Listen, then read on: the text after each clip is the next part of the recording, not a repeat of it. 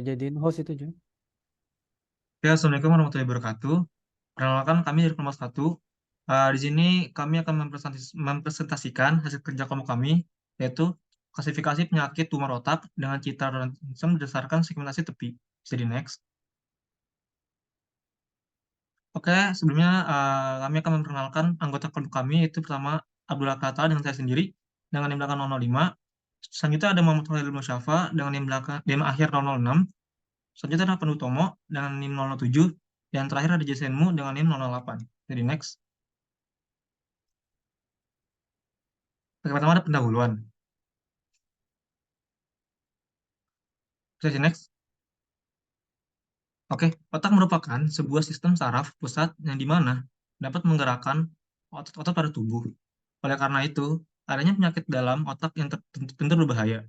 Dapat penyakit yang dapat mengurangi fungsi dari otak tersebut. Bahkan dapat membuat fungsi dari otak tidak dapat berfungsi kembali, yaitu tumor otak. Tumor otak merupakan salah satu penyakit yang berbahaya dan mematikan. Oleh karena itu, penyakit tumor otak ini menempati urutan kelima penyakit mematikan setelah penyakit berbahaya yang lainnya. Tindakan dilakukan tenaga medis untuk dapat mendeteksi tumor otak ini menggunakan CT scan dan magnetic resonance image atau MRI. Semakin berkembangnya teknologi, berdampak sekali pada seluruh bidang yang ada. Salah satu contohnya yaitu bidang kesehatan. Oleh karena itu, diperlukan suatu sistem yang dapat melakukan klasifikasi tumor otak dari MRI. Salah satu metode yang cocok untuk klasifikasi adalah KNN. Akan tetapi, sebelum menggunakan KNN, kita diekstrak terlebih dahulu untuk mendapatkan fitur melalui deteksi tepi. Deteksi tepi yang umum digunakan adalah segmentasi Scoville dan segmentasi Kenny yang akan diambil jumlah piksel putihnya dan diklasifikasikan menggunakan KNN. Penelitian ini bertujuan untuk menguji dan memvalidasi apakah metode yang diusulkan dalam peneliti dapat diterapkan ke dalam klasifikasi penyakit tumor otak. Penelitian yang diusulkan ini diharapkan dapat menghasilkan akurasi yang signifikan sehingga dapat memberikan kontribusi di dalam dunia medis. Selain itu, diharapkan dengan metode KNN dapat diterapkan untuk melakukan klasifikasi tumor otak dengan baik. Oke, selanjutnya bisa dijelaskan oleh teman saya. Oke, saya akan menjelaskan tentang metode penelitian yang digunakan di penelitian kelompok kami. Bisa di next. Nah, jadi di sini tuh ada diagram alur metode penelitiannya yang dimana pertama yang kita lakukan adalah akuisisi citra. Nah, akuisisi citra itu ada gambarnya, bisa di next dulu. Nah, di sini ada akuisisi citra. Jadi akuisisi citra itu kita yang dataset yang digunakan merupakan dataset MRI tumor otak yang didapatkan dari situs Kaggle. Dan dataset yang diambil itu menggunakan dataset trainingnya yang ada sebanyak 1.320 data yang berisikan masing-masingnya itu ada 4 jenis tumor. Kita bisa lihat di gambarnya samping itu ada glioma, ada meningioma, ada notumor, dan pituitari. Nah, bisa dibalikin dulu. Oke, selanjutnya setelah kita mengakuisisi citra yang didapatkan tadi, selanjutnya ada data pre-processing. Yang dimana di data pre-processing ini ada 3 tahapan yang akan dilakukan. Yang pertama adalah histogram equalization, yang dimana merupakan penyebaran tingkat keabuan dari suatu citra dengan tujuan untuk memperbaiki kualitas citra. Yang kedua ada stretching contrast yang digunakan untuk membuat citra memiliki kontras yang lebih tinggi atau lebih bagus daripada citra asalnya. Yang ketiga ada filtering. Nah, filtering merupakan metode yang digunakan untuk menghilangkan noise pada gambar. Dan filtering dalam penelitian ini yang digunakan adalah filtering median filter. Nah, selanjutnya ada ekstraksi fitur. Ekstraksi fitur itu ditujukan untuk memudahkan dalam melakukan ekstraksi fitur. Pada tahap ini, fitur diekstrak dari suatu citra yang dimana mengambil jumlah piksel putih dari thresholding serta deteksi tepi dari segmentasi Kenny dan segmentasi Sobel. Nah, saya akan jelasin dulu. Thresholding itu adalah suatu metode segmentasi yang memisahkan wilayah di dalam gambar sesuai dengan objek dalam citra yang ingin dianalisis. Nah, selanjutnya ada segmentasi Kenny yang dimana segmentasi Kenny itu adalah suatu metode yang digunakan untuk melakukan deteksi tepi terhadap citra dengan menggunakan pendekatan konvulsi terhadap fungsi metrik citra dan operator Gaussian. Yang ketiga ada segmentasi Sobel itu sendiri yang digunakan untuk digunakan untuk melakukan deteksi tepi terhadap tepi horizontal dan tepi vertikalnya. Nah, selanjutnya ada klasifikasi citra. Untuk klasifikasi citra, hal pertama yang akan dilakukan adalah melakukan split terhadap datanya menjadi dua bagian, yaitu data set untuk training yang sebesar 80% dan data set untuk testingnya yang sebesar 20%. Setelah datanya dilatih, data akan diterapkan suatu klasifikasi citra yang bernama dengan KNN atau K-near snake bore, yang dimana KNN itu sendiri adalah salah satu metode klasifikasi terhadap objek yang berdasarkan dari data pelatihan paling dekat dengan objek. Dan penelitian kali ini akan menggunakan nilai K-nya itu adalah 5. Jadi 5 data terdekat gitu. Nah, yang terakhir ada evaluasi, yang dimana evaluasi ini dilakukan untuk menghitung akurasi, presisi, recall, dan F1 score dalam bentuk confusion metric. Evaluasi digunakan untuk melihat apakah kinerja dari suatu metode KNN bekerja pada dataset yang kita gunakan. Oke, untuk selanjutnya akan dijelaskan oleh teman saya untuk bagian hasil dan pembahasan. Baik, terima kasih Pandu. Kali ini saya akan menjelaskan hasil dan pembahasan dari penelitian klasifikasi tumor otak. Jadi dalam hasil dan pembahasan ini, dalam penelitian kami akan menjelaskan cara-cara yang kami lakukan untuk mendapatkan klasifikasi penyakit tumor otak yang akurat dan terpercaya. Jadi hasil dan pembahasan ini kami membaginya menjadi dua tahap. Yang pertama ada pengolahan sampel citra dan juga pengolahan data citra. Bisa di next slide. Dan yang pertama merupakan pengolahan sampel citra, di mana pengolahan sampel citra ini pada tahap ini kami melakukan sebuah pengolahan data yang tadi 1320 citra tersebut. Kami akan olah menggunakan beberapa metode tertentu, yang nantinya tersebut gambar dari pengolahan tersebut akan kami ambil yang wujudnya itu berupa jumlah dari piksel putih yang nantinya akan diolah untuk tahap-tahap berikutnya. Jadi tahap-tahap berikutnya itu tersebut terdapat satu tahap lagi yang namanya pengolahan data citra. Dan berikut merupakan hasil dari pengolahan citra pada setiap jenis tumor otak. Bisa di next. Jadi yang pertama ada tumor otak jenis glioma, di mana yang bisa kita lihat di bagian kiri atas terdapat gambar asli dari penyakit tumor otak glioma. Selanjutnya kami akan melakukan perbaikan citra yang di mana hasil tersebut akan kami lakukan thresholding juga untuk memperjelas gambar. Nah, setelah kami thresholding akan kami lanjutkan menggunakan tahap deteksi tepi menggunakan segmentasi Canny dan juga segmentasi Sobel. Untuk penyakit-penyakit lainnya seperti bisa di next slide dulu. Untuk penyakit-penyakit lainnya seperti meningioma, no tumor dan juga pituitari, kami melakukan tahap yang sama, yaitu perbaikan, thresholding, segmentasi Canny dan juga Sobel. Namun kami melakukannya menggunakan subjek yang berbeda. Jadi kalau misalnya contoh di sini, yaitu penyakit meningioma, kami menggunakan gambar yang berhubungan dengan penyakit meningioma. Bisa di next. Untuk gambar yang tidak ada tumornya, kami menggunakan gambar yang dengan gambar otak yang berbeda, namun langkah-langkahnya yang sama, dan juga bisa di next slide. Dan juga untuk penyakit pituitari, kami menggunakan subjek yang berbeda, namun tahap-tahap yang sama, yaitu perbaikan citra, thresholding, dan juga deteksi tepi, menggunakan Canny dan juga Sobel. Bisa di next slide. Jadi seperti yang bisa dilihat di slide sebelumnya, yaitu gambar yang terakhir, yang kami telah melakukan segmentasi Canny dan Sobel. Dan selanjutnya kami masuk ke bagian berikutnya, yaitu pengolahan data citra, di mana setelah melakukan pengolahan sampel citra, tahap selanjutnya adalah melakukan pengolahan pada data citra yang sudah dihasilkan sebelumnya. Hal yang dilakukan pertama adalah melakukan ekstraksi fitur untuk mendapatkan jumlah piksel putih menggunakan beberapa metode, yaitu thresholding, Canny, dan juga Sobel. Bisa di next slide. Jadi bisa dilihat di tabel ini dari 5.712 data yang didapatkan. Nanti kami akan membaginya menjadi 80% untuk data training atau sebanyak 4.570 data dan 20% untuk data testing atau setara dengan 1.143 data. Lalu dengan metode KNN di mana K sama dengan 5, kami dapat menentukan nilai akurasi yang didapat untuk penelitian ini, yaitu sebesar 75,85%.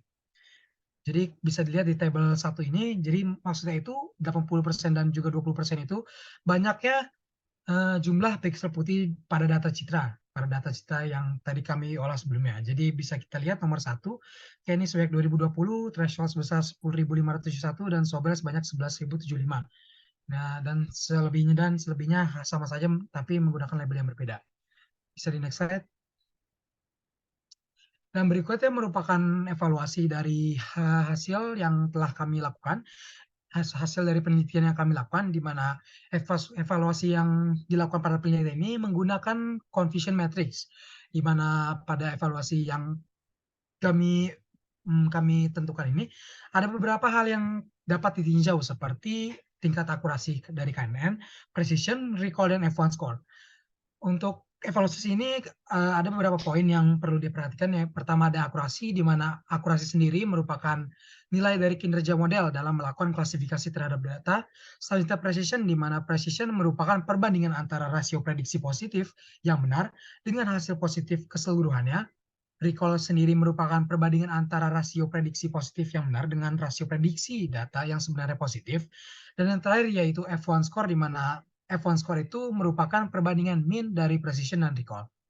Jadi yang bisa kita lihat di sini, untuk penelitian yang kami lakukan, kami mendapat nilai akurasi yang kami peroleh sebesar 75,85%. Nilai precision dari penelitian kami sebesar 75,13%, nilai recall sebesar 75,34%, dan juga yang terakhir yaitu F1 score sebesar 0,75. Bisa di next slide. Dan yang terakhir merupakan tabel dari confusion matrix metode KNN, di mana untuk metode tumor otak jenis glioma diprediksi sebanyak 214 citra dari total semuanya, yaitu 289.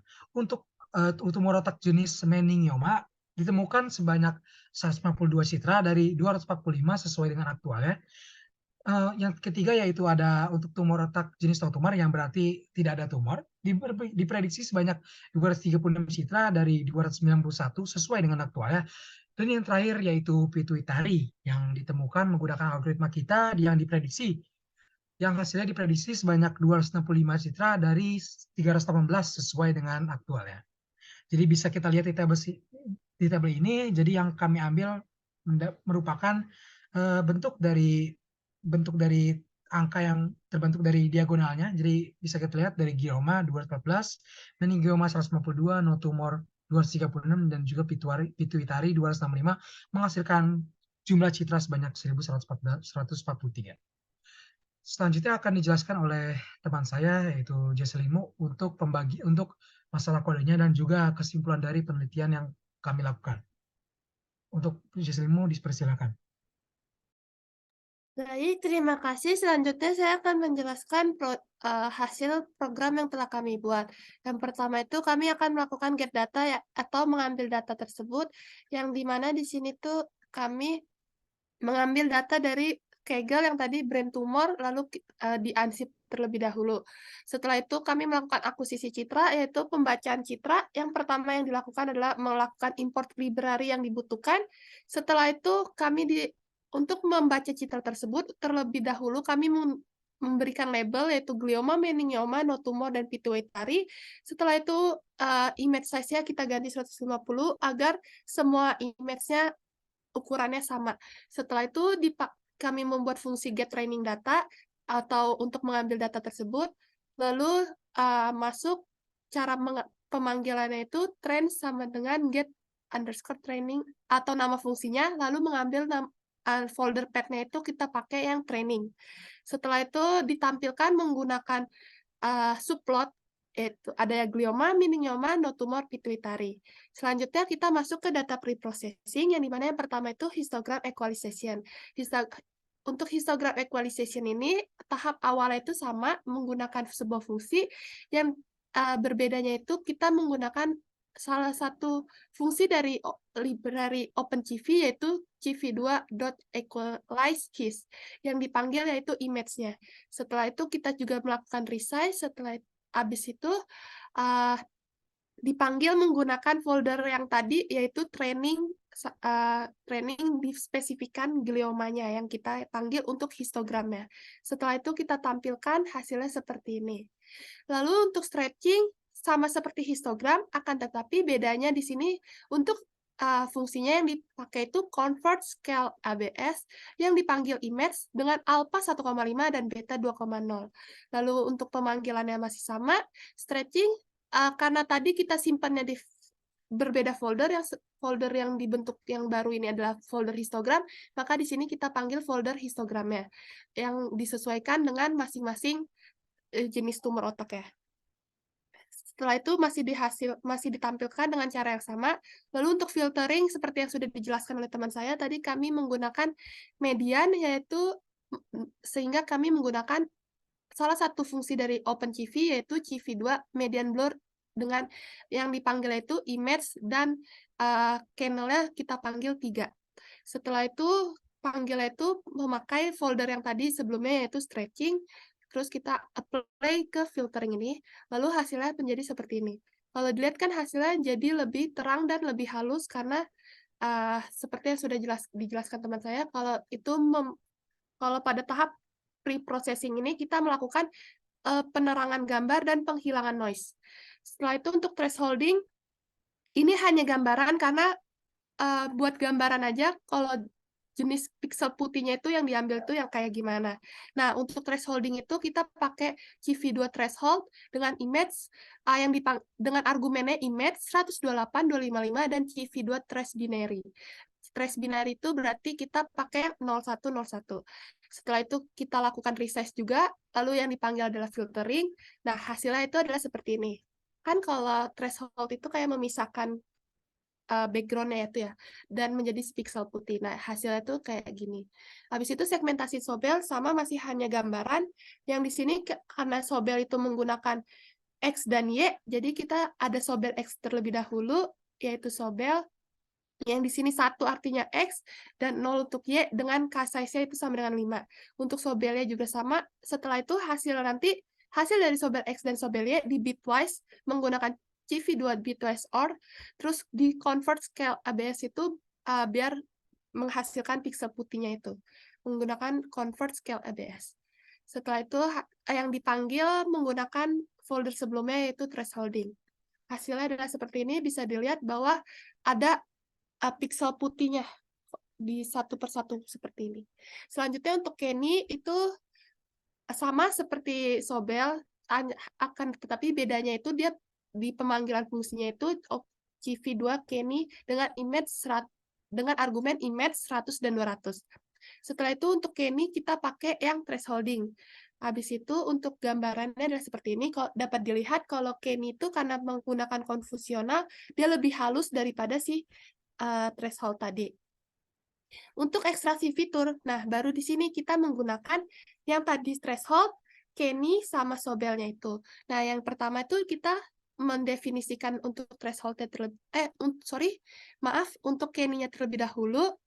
Setelah itu kita panggil thresholdnya, lalu untuk Sobel kita pakai Sobel X, Sobel Y, lalu digabungkan. Kalau di sini tuh pakai CV2 add karena di sini hasilnya kan array data. Jadi kita di sini pakai add biar dia bisa digabungin gitu, bisa masuk ke hasil Sobel ya. Habis itu Sobel threshold-nya itu buat setelah disobelkan di threshold kembali biar lebih jelas lagi. Habis itu kita hitung Kenny-nya ada berapa, jumlah pixelnya berapa, threshold-nya ada berapa, Sobel ada berapa, total pixel X-nya ada berapa, total pixel Y-nya ada berapa. Nah, untuk total sendiri ini fitur tambahan, yaitu kita membagi dari threshold count, dibagi Sobel count dikali 100. Setelah itu, nanti hasil yang dihasilkan adalah hasil dari ini semua, yang berjumlah, yang hasilnya itu adalah jumlah sel putihnya itu, pixel putihnya. Lalu di sini kita masuk ke fitur dan label. Nah, fitur dan label itu kita buat dulu dalam array kosong karena nanti akan diisi. Setelah itu, di sini ada fungsi fitur yang artinya kita akan mengekstrak fitur tersebut menggunakan yang fungsi yang sudah kita pakai ini, dipanggil di sini menggunakan fitur vektor sama dengan ekstra fitur image. Setelah itu, fitur append itu artinya fitur yang sudah array ini kita tambahkan dengan fitur vektor ini. Setelah itu yang dipanggil di sini adalah filtering, karena kan tadi yang kalau di atas itu threshold dan teman-temannya itu masih hanya gambaran. Jadi kita di sini tuh baru kepake ya di sini buat threshold, Sobel dan Kenny-nya. Lalu untuk fitur dan label sama ditambahkan kembali menggunakan fungsi NP-array. Habis itu kita buat data frame agar menjadi kolom dan baris biar lebih enak gitu dilihatnya.